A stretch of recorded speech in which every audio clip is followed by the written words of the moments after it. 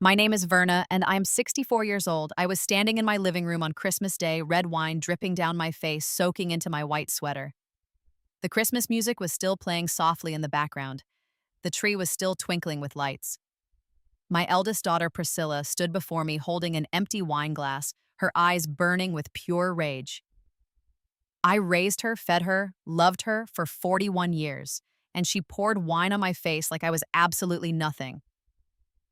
But here is what she did not expect. I smiled. Before I tell you what happened next, I would love to know where you are watching from today. Drop your city or country in the comments below. And if stories about family betrayal and finding your strength touch your heart, please take a moment to hit that like button and subscribe to this channel.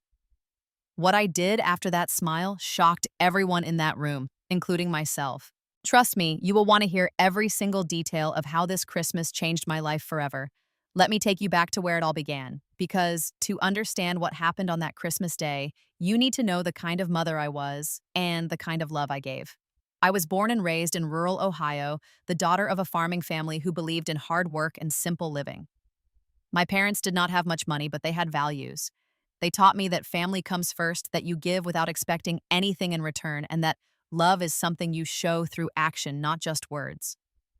I met Walter when we were both 19 years old. It was at the county fair a warm summer evening in 1980. He was selling handcrafted wooden furniture from a little booth near the Ferris wheel. I remember walking past his table and stopping to look at a small jewelry box he had carved. It had roses etched into the lid, so delicate and beautiful that I could not believe a man's hands had made something so gentle. He saw me looking and said, "That one's not for sale. I made it for the woman I'm going to marry someday." I laughed and asked him if he had met her yet. He looked at me with those warm brown eyes and said, "I think I just did." We were married the following spring. Neither of us had any money. We rented a tiny apartment above a hardware store, and I started baking pies and cakes to sell at the local market. Walter worked as a carpenter during the day and spent his evenings building furniture to sell on weekends. Every penny we earned went into a savings jar that sat on our kitchen counter. It took us 9 years to save enough for land. In 1989, we bought 15 acres on the outskirts of our small town. The property had nothing on it but grass and a few old oak trees.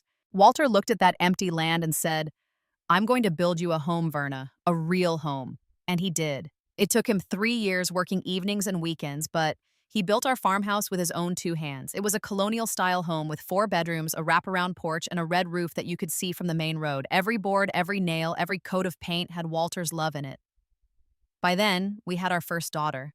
Priscilla was born when I was 23 years old, and she came into this world screaming. The nurses joked that she had strong lungs and a stronger will.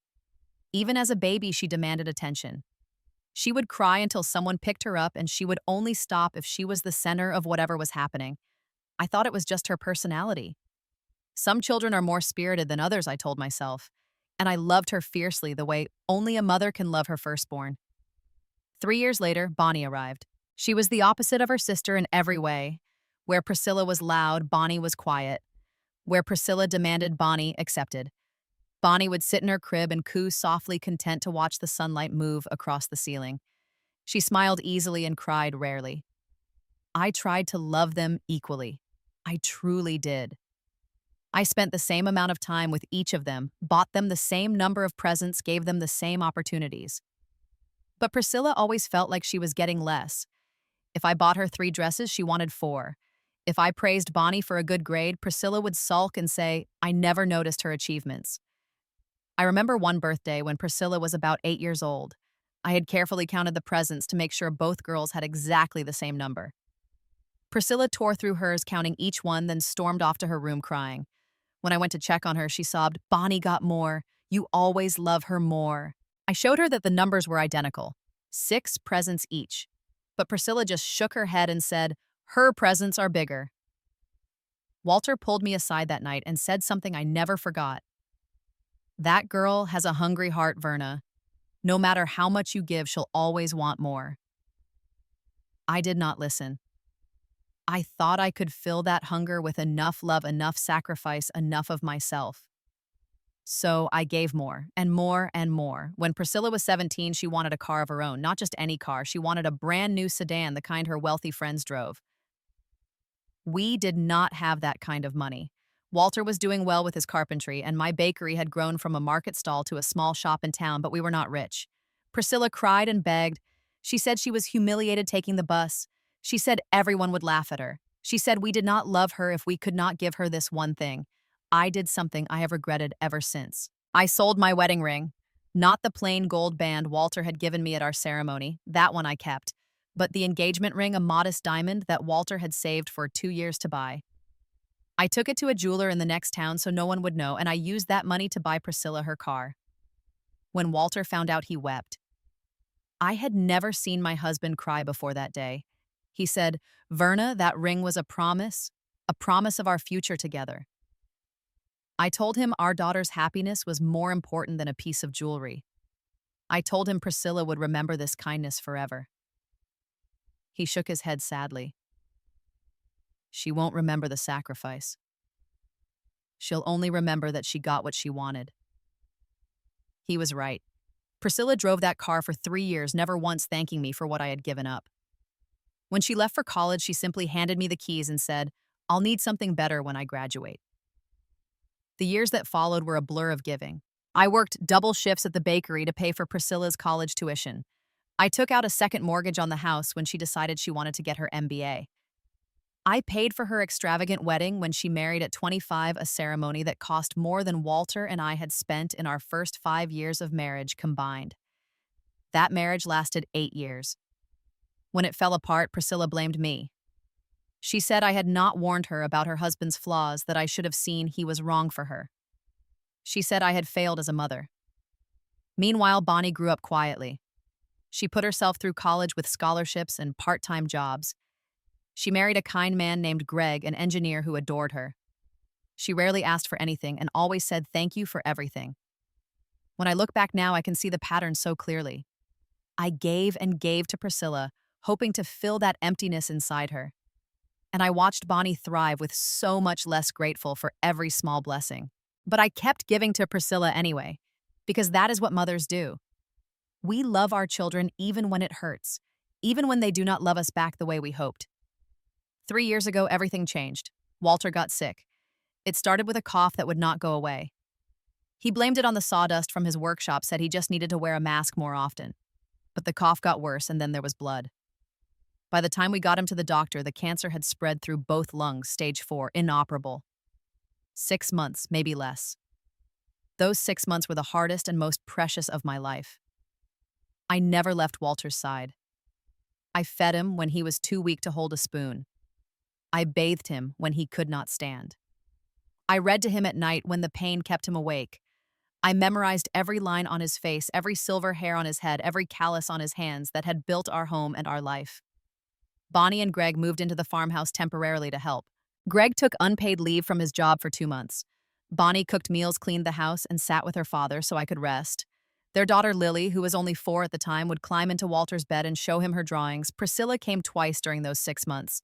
The first visit lasted 3 hours. She said she had a work emergency and had to leave. The second visit was for an afternoon. She spent most of it on her phone. Her children, Troy and Madison, did not come at all. Troy was 13, then Madison was 10. Priscilla said they were too busy with school activities. Walter noticed. He never said anything to Priscilla, but he talked to me about it in the quiet hours of the night. "She's not going to change, Verna," he whispered one evening, his voice thin and tired. "I've watched you pour yourself into that girl for 40 years. She takes and takes, and never gives back." I tried to defend her. I said she was busy, that she lived far away, that she had her own problems. Walter just held my hand and said, "Promise me something. Anything. After I'm gone, take care of yourself first. You've given enough. Don't let anyone, not even our own daughter, make you feel like you don't matter." I promised him, though I did not fully understand what he meant at the time. Walter passed away on a Tuesday morning in April. The sun was just coming up, painting the bedroom walls gold and pink. He took one last breath, squeezed my hand, and was gone. After 43 years together, I was alone. The funeral was held at our church. Pastor Samuel delivered a beautiful eulogy about Walter's kindness, his craftsmanship, his devotion to family. The pews were packed with people whose lives Walter had touched, neighbors, friends, fellow church members. Priscilla arrived 30 minutes late. She walked in during the final hymn, her heels clicking on the wooden floor, drawing everyone's attention. She did not apologize. 1 week after the funeral, we gathered at the farmhouse for the reading of Walter's will. Carl Henderson, our family lawyer for over 20 years, sat at the dining room table with the documents spread before him. Bonnie sat beside me holding my hand. Greg stood behind her, his hand on her shoulder. Priscilla sat across from us, checking her phone. Carl cleared his throat and began reading. Walter's wishes were simple and clear. Everything he owned, the house, the land, the savings, the life insurance, went to me. After my passing, the estate would be divided equally between our 2 daughters. I thought this was fair, more than fair. It ensured I would be taken care of in my old age while still providing for both my children. Priscilla did not see it that way. Before Carl had even finished speaking, she slammed her hand on the table. That's it. We have to wait until she dies. The room went silent. Carl stopped mid-sentence. Bonnie's grip on my hand tightened. Priscilla continued, her voice rising. That house is worth over $1 million, probably more with the land. Why should we wait? She doesn't need all that space. She should sell it now and split the money. Carl tried to explain that this was Walter's clearly stated wish, that I had the legal right to live in my home for as long as I wanted, that the estate would transfer only upon my death. Priscilla glared at me. This is ridiculous. Dad clearly wasn't thinking straight at the end. You probably influenced him. I could not speak. My husband had been dead for only 7 days, and my daughter was sitting at his table accusing me of manipulating him.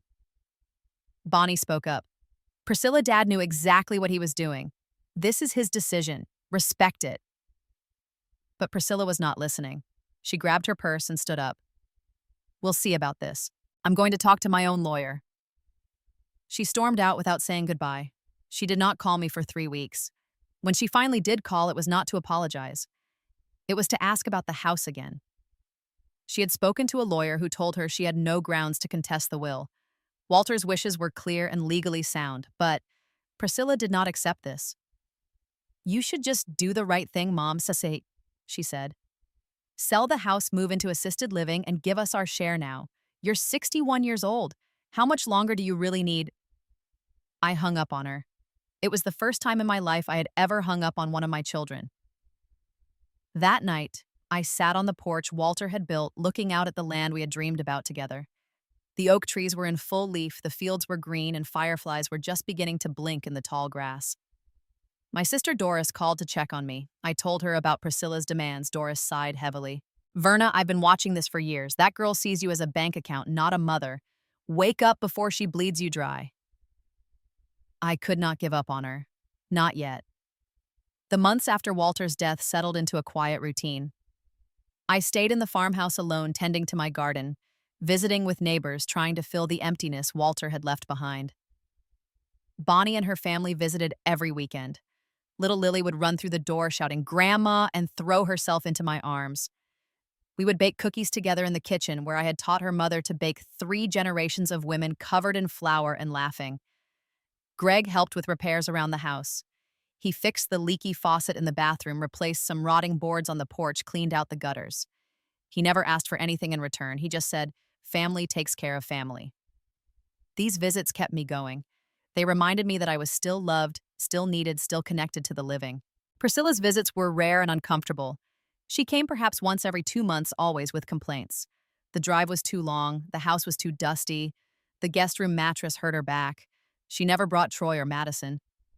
When she did come, the conversation always turned to money. Had I considered selling? Had I looked at retirement communities? Did I really need 15 acres for just one person? I started dreading her calls, dreading her visits. The daughter, who should have been a comfort in my grief, had become a source of anxiety. Then came the fall before the Christmas that changed everything. It was October when Priscilla called with what she framed as exciting news. Troy, her son, had been accepted into an elite private university on the East Coast. The tuition was astronomical, over $60,000 a year before room and board. I need your help, Mom, she said. $80,000 for the first year, including fees and living expenses.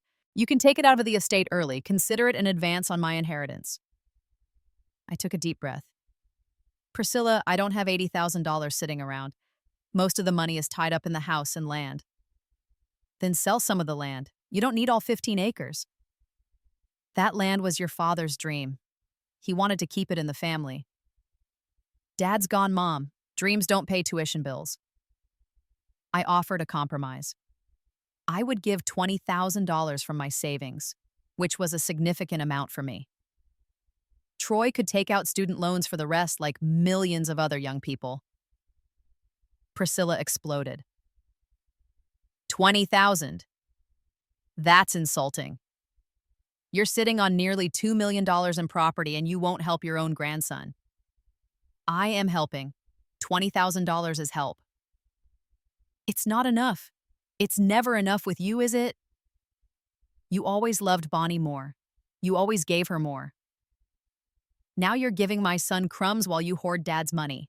I tried to explain that I had given her far more over the years than I had ever given Bonnie.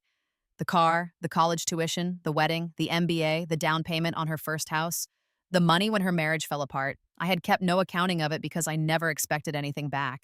But the total easily exceeded $200,000 over 4 decades. Priscilla dismissed all of it. That's ancient history. This is now. Troy needs this now.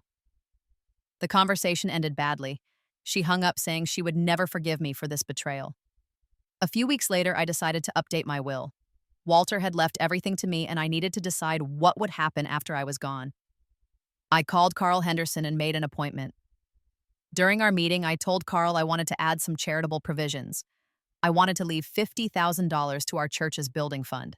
I wanted to create a small scholarship in Walter's name for local students pursuing trade careers. These felt like fitting tributes to a man who had given so much to our community. The rest would still be split between my daughters, though I was now dividing it differently. Bonnie would inherit the house and land. Priscilla and Bonnie would split the remaining cash and investments equally. I felt this was fair given how much I had already provided to Priscilla over the years. Carl drew up the new documents. I signed them and felt a sense of peace. That peace was shattered 2 days later. Priscilla called screaming. Somehow she had found out about the changes. I later learned that she had called Carl's office pretending to have questions about the original will, and a new secretary had accidentally mentioned the recent amendments. "You're giving our money to charity," Priscilla shouted. "You're giving the house to Bonnie. What about me? What about my children?" I tried to explain that her children were included. Troy and Madison would receive money from a trust when they turned 25. Priscilla herself would still receive a substantial inheritance, but she was not listening. "I'm your firstborn, I should get the house." "This is because of Bonnie, isn't it? She's been poisoning you against me." "Bonnie has done nothing but love me and support me. She's never asked for a penny." "Of course not. She's playing the long game. Being the good daughter so she gets everything in the end." "That's not true, and you know it. I know you've never loved me as much as her. I've always known it. And now you're proving it." She hung up. She did not speak to me for 3 weeks. Then in early December, she called again. Her voice was calm, almost sweet. She said she had been thinking that she may have overreacted, that family was more important than money. She wanted to come for Christmas. I was cautiously hopeful. Maybe this was a turning point. Maybe facing the holidays without her father had given her perspective. I threw myself into preparations. I wanted this Christmas to be special, a chance to heal our family. I cooked for 3 days straight, making all the traditional dishes Walter had loved. I decorated every room, hung wreaths on every door, put up the biggest tree we had ever had, an 8-foot Douglas fir that Walter had planted from a seedling 20 years ago. I bought thoughtful gifts for everyone. For Priscilla and Bonnie, I had designed matching silver bracelets with their names engraved on the inside and the words, "Forever my daughters," on the clasp. They were not expensive, but they were meaningful. Bonnie arrived on Christmas Eve with Greg and Lily. They helped me with the final preparations, and that night we attended the candlelight service at church.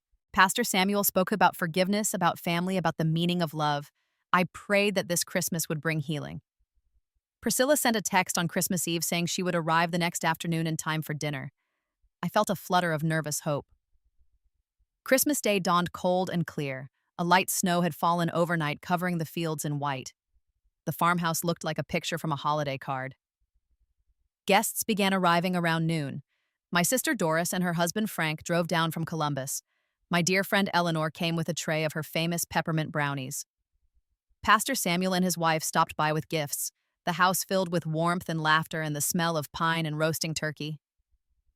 At 5 o'clock, Priscilla's car pulled into the driveway. I watched through the window as she got out, followed by Troy and Madison. She was wearing an expensive red dress and glittering jewelry as if she were attending a cocktail party rather than a family dinner.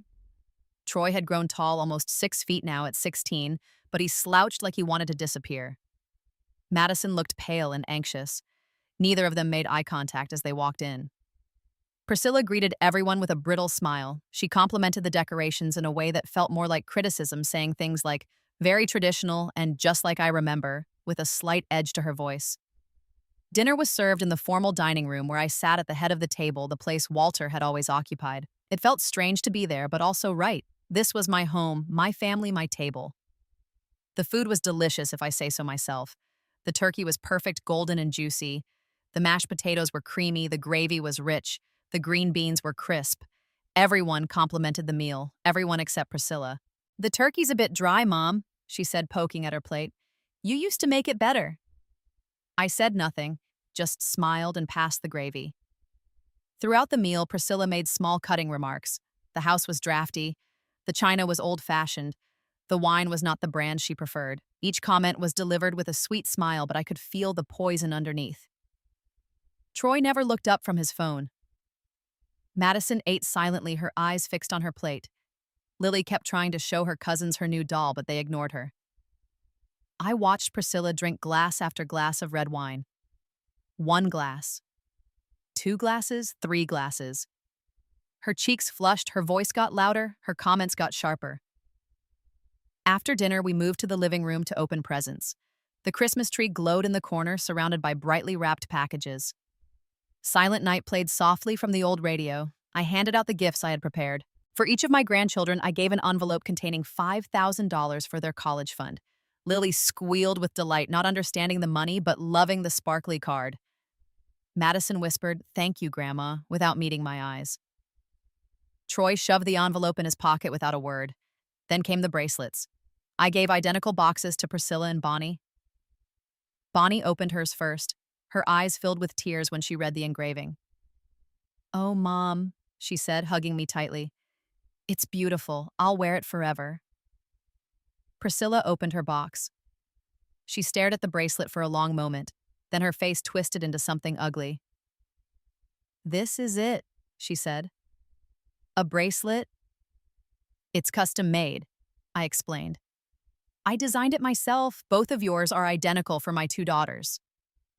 You give us the same thing like we're interchangeable, like there's nothing special about either of us. I gave you the same thing because I love you the same. Equally. You've never loved us equally." Priscilla's voice rose sharply. "You've always preferred Bonnie. She gets the house. She gets your time. She gets everything."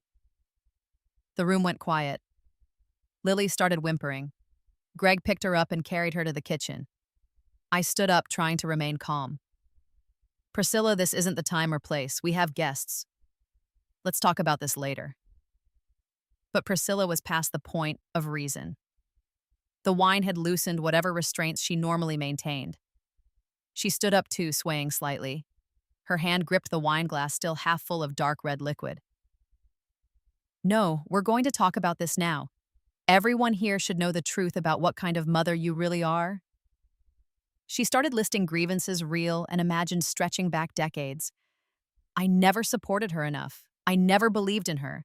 I compared her to Bonnie. I favored Bonnie. I gave more to Bonnie. I changed the will to punish her.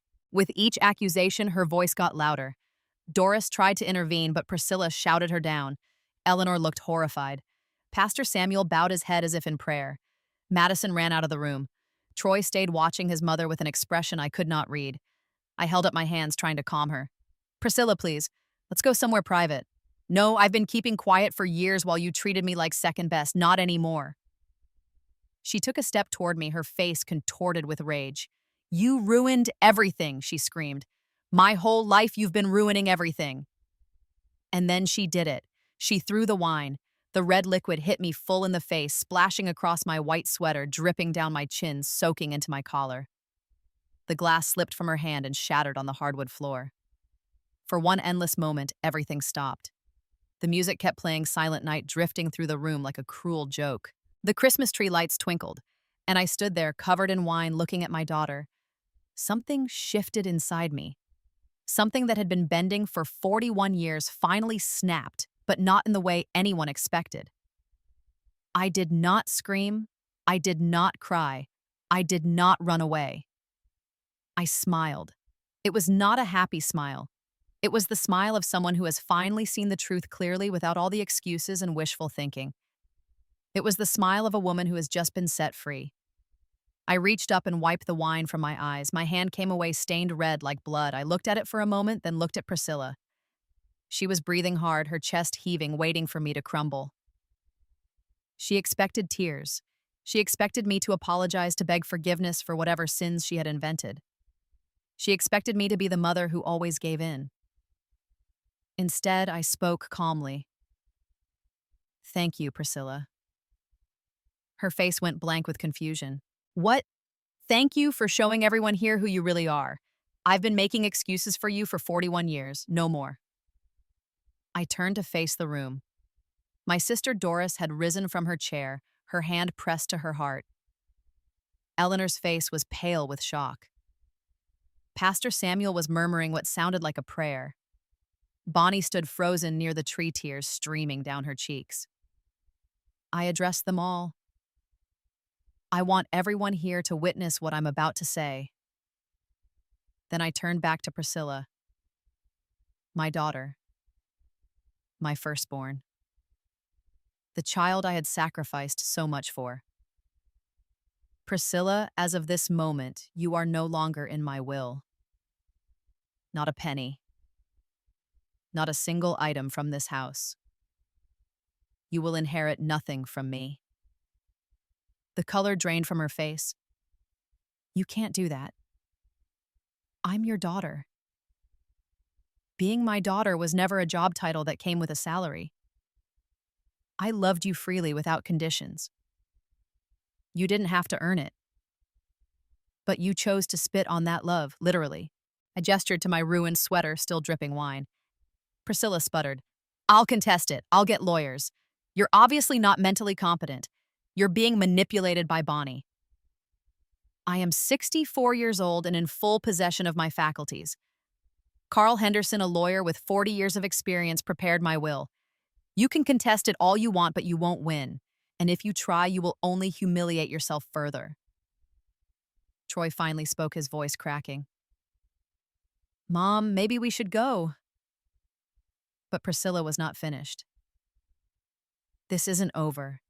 You can't just erase me. I'm your child." I looked at her, really looked at her, and I saw not the baby I had rocked to sleep or the little girl I had taught to ride a bike. I saw a 41-year-old woman who had spent her entire life taking without gratitude, demanding without appreciation, blaming others for her own choices. You erased yourself, Priscilla. Every time you demanded more instead of saying thank you. Every time you blamed me for your problems, every time you treated my love like it was your right instead of my gift, you've been erasing the relationship between us for years. I'm just finally acknowledging what you've done. I turned away from her then. I walked toward Bonnie, who was crying silently. I hugged my younger daughter. "This isn't your fault, honey. Don't ever think it is." Bonnie sobbed into my shoulder. "Mom, I'm so sorry. I didn't know she would." "I know. None of us knew." Doris came to my side and put her arm around me. "You did the right thing," she said quietly. "I've wanted to say this for years. That girl has been taking advantage of you since she could talk." Pastor Samuel approached, his face grave. He tried to speak to Priscilla to offer some pastoral guidance, but she pushed past him. "Don't touch me," she snapped. "You're all against me. You always have been." Madison appeared in the doorway, her face streaked with tears. She ran to me, throwing her arms around my waist. "Grandma, I'm sorry," she cried. "Please don't hate me." I held my granddaughter close, stroking her hair. "I could never hate you, sweetheart. This is between me and your mother. No matter what happens, I will always love you." Priscilla grabbed her purse from the couch. "Madison, get in the car now." Madison looked up at me, her eyes pleading. Go with your mother, I said gently. But remember what I said. I'm always here for you. Priscilla seized Madison's arm and dragged her toward the door. Troy followed, head down, shoulders hunched. At the doorway, Priscilla turned back one more time. You'll regret this. When you're old and sick and dying alone, you'll wish you'd been a better mother. I met her gaze steadily. I gave you everything I had, Priscilla. But you forgot something important. Everything I gave belonged to me to give. And now I'm done giving it to someone who only knows how to take. The door slammed behind her. Through the window, I watched her car tear down the driveway taillights, disappearing into the snowy darkness. The room was silent for a long moment. Then Eleanor started cleaning up the broken glass. Greg emerged from the kitchen with Lily, who was asking why everyone looked so sad. Pastor Samuel offered to pray with anyone who wanted it. Eleanor insisted on staying the night. After everyone else had gone home or to bed, we sat together by the fire, two old friends in the quiet aftermath of catastrophe. Are you okay? Eleanor asked. I thought about the question. The wine had dried on my sweater, leaving dark stains that would never come out. My face felt tight where the alcohol had evaporated. My heart ached with a pain that went deeper than any physical injury. But somewhere beneath all of that, there was something else. Something that felt almost like relief. I don't know, I admitted. I think I'm in shock. But I also think I'm free. Eleanor nodded. You've been carrying her for 41 years. That's a long time to bear such a heavy weight. I cried then. I cried for the daughter I had lost not tonight but years ago when she chose to see me as an obstacle rather than a mother. I cried for the relationship I had wanted so badly but could never have. I cried for all the years I had wasted hoping she would change. But I also cried with relief, because I had finally stopped pretending. I had finally admitted the truth that I had been hiding from myself for decades. The next morning, December 26th, I called Carl Henderson at his home. I apologized for disturbing his holiday, but explained that I needed to update my will immediately. He listened to what had happened and agreed to meet me that afternoon. In his office with sunlight streaming through the windows, I dictated the changes. Priscilla was to be removed completely. No inheritance, no property, no items from the house. Nothing. The estate would be restructured. Bonnie would inherit the farmhouse and land. The remaining cash and investments would be divided into trust funds for all three grandchildren, Troy, Madison, and Lily, to be released when each turned 25. I added one more provision suggested by Carl. If Priscilla contested the will in court, the funds designated for Troy and Madison would be reduced by any legal costs incurred in the defense. This would discourage frivolous litigation while protecting the estate. Are you absolutely certain about this?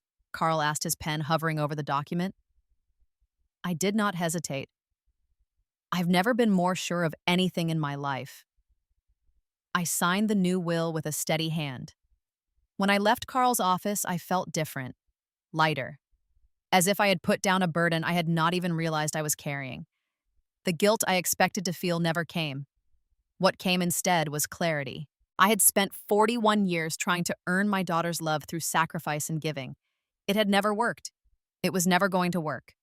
Because you cannot fill a hole in someone else's heart. They have to do that themselves. I had finally accepted that Priscilla's emptiness was not my fault and not my responsibility. I had loved her as well as I knew how.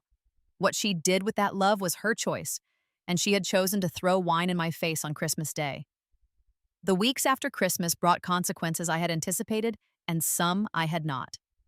Priscilla launched a campaign of harassment. She called my phone dozens of times a day.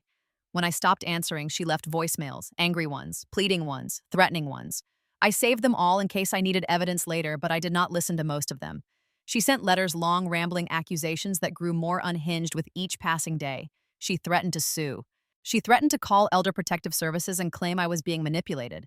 She threatened to go to the media. I gave all the letters to Carl Henderson and let him handle them. He sent her a cease and desist notice. She ignored it. She posted about me on social media, painting herself as the victim of an abusive mother who had turned against her for no reason. Her version of events bore no resemblance to reality. In her telling, I had attacked her first.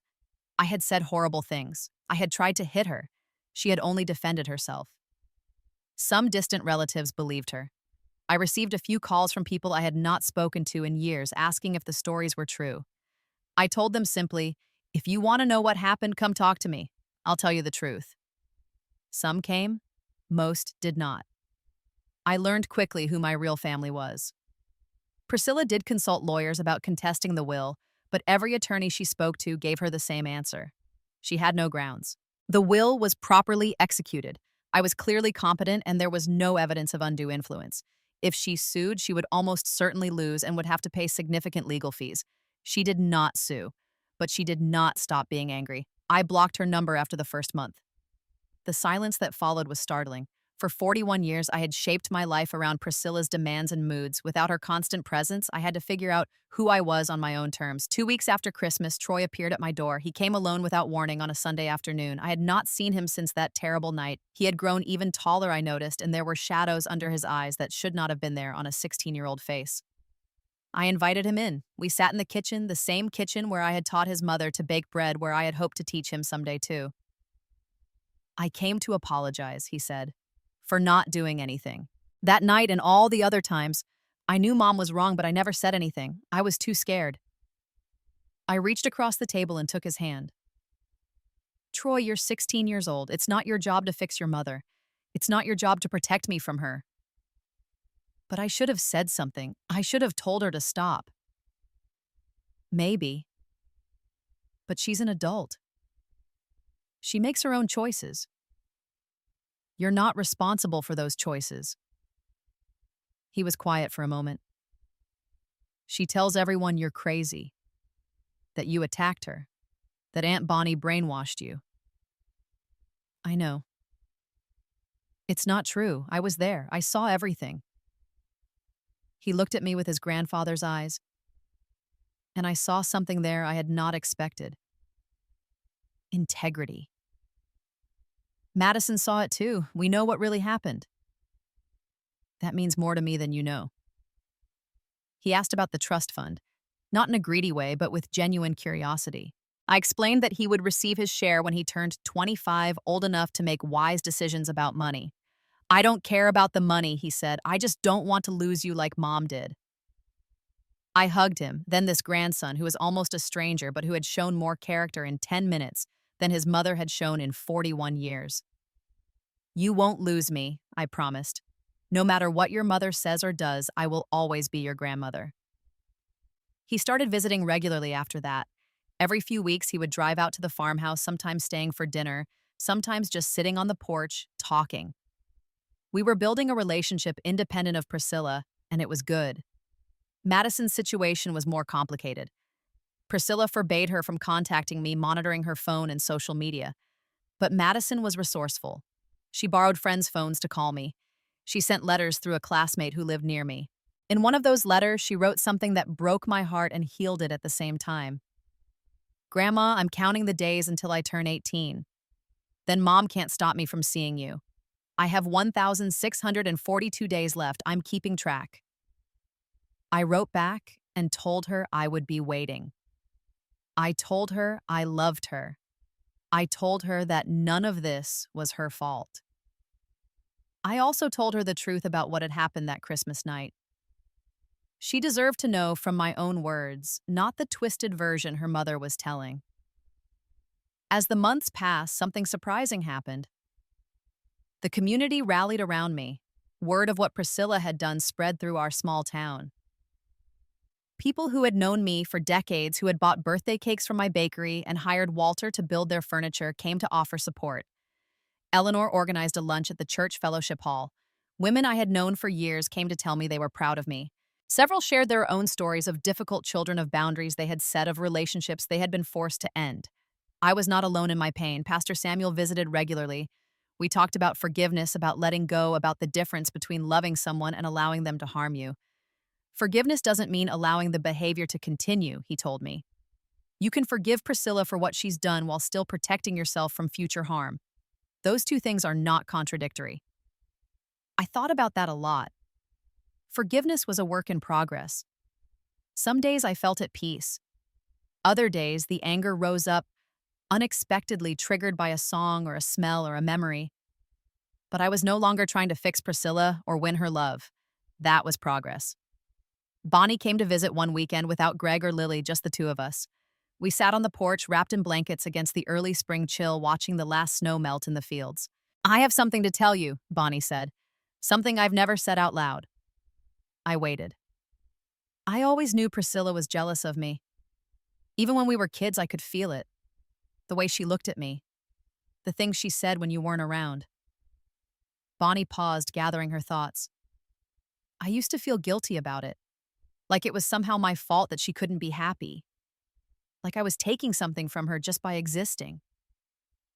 Oh, honey, it was never your fault. I know that now, but for years I held myself back. I didn't want to be too successful, too happy, too close to you because I thought it would make things worse for Priscilla. I thought if I just shrank myself small enough, maybe she would finally have enough. Tears rolled down her cheeks. But it was never enough. Nothing was ever enough for her. I took my daughter's hand. You never had to shrink for anyone. Especially not your sister.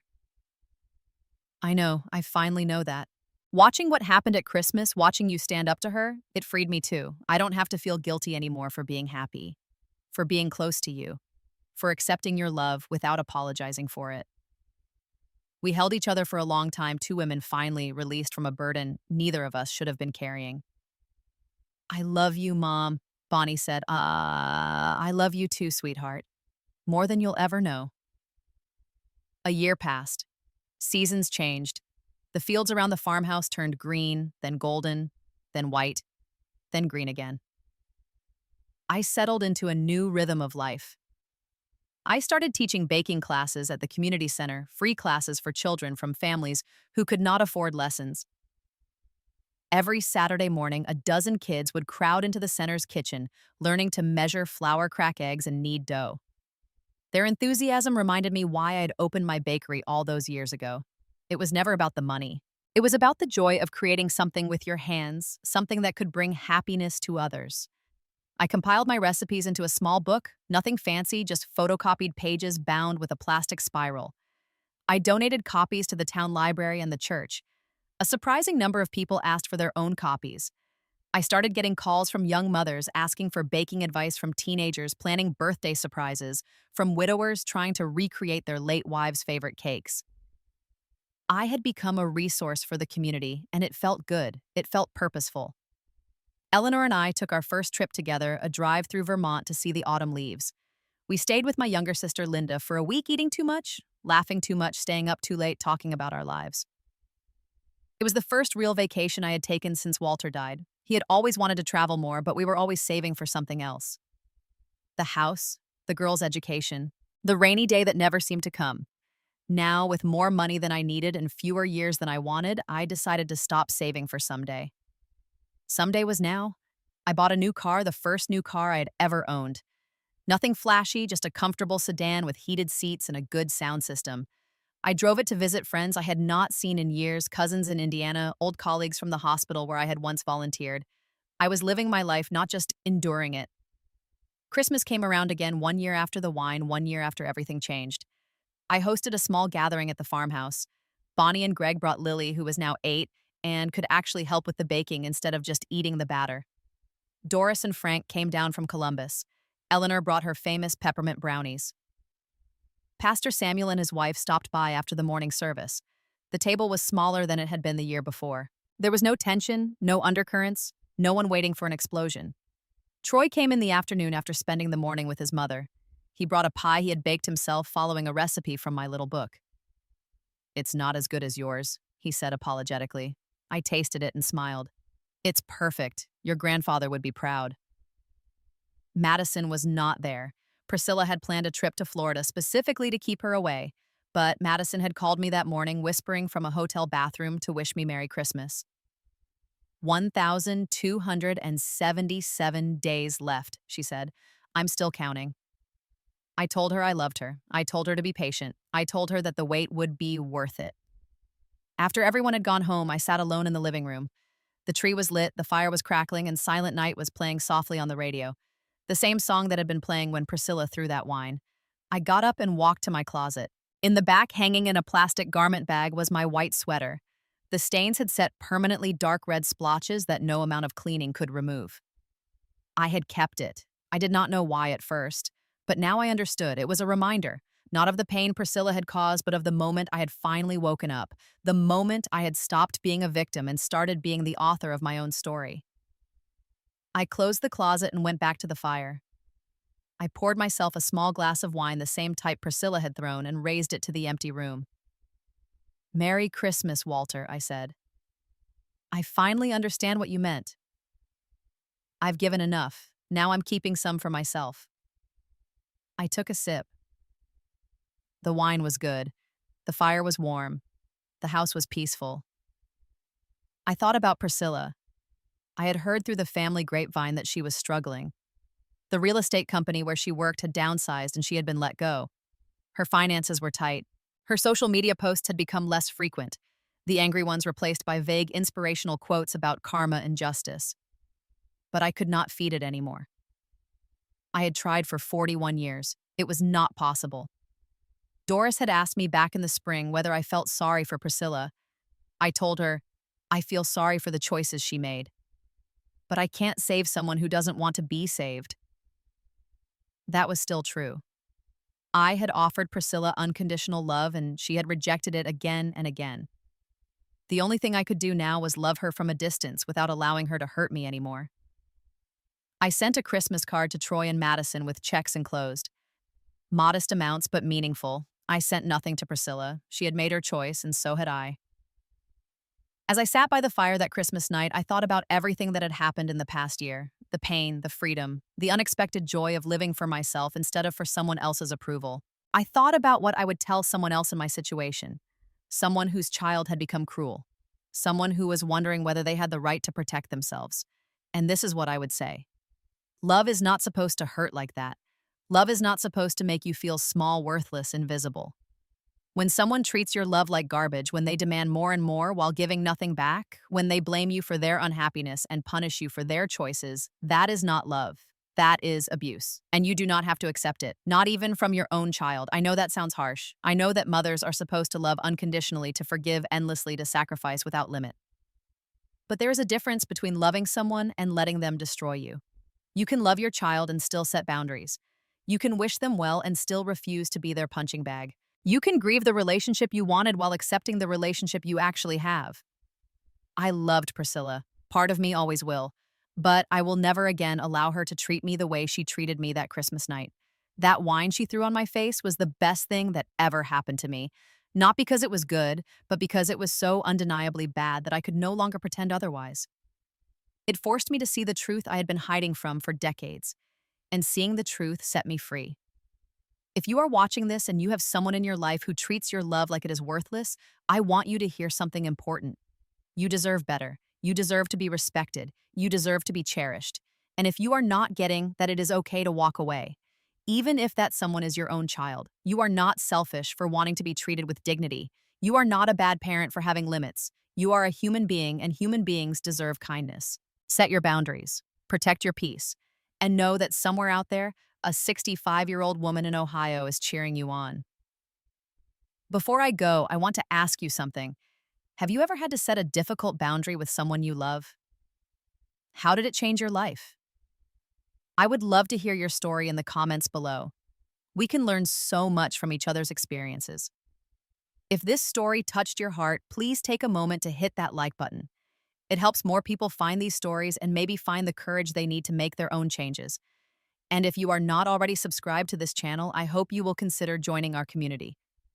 We share stories of resilience, of finding strength in difficult times, of choosing ourselves when no one else will. Please share this video with someone who might need to hear it. You never know who is struggling in silence, who needs permission to put themselves first. Thank you so much for watching and listening to my story. I am grateful for each and every one of you. May you find the courage to love yourself as much as you love others. May you have the strength to set the boundaries you need. And may your holidays this year and always be filled with people who truly appreciate you. Take care of yourselves out there. And remember, you are the author of your own story. You can always turn the page.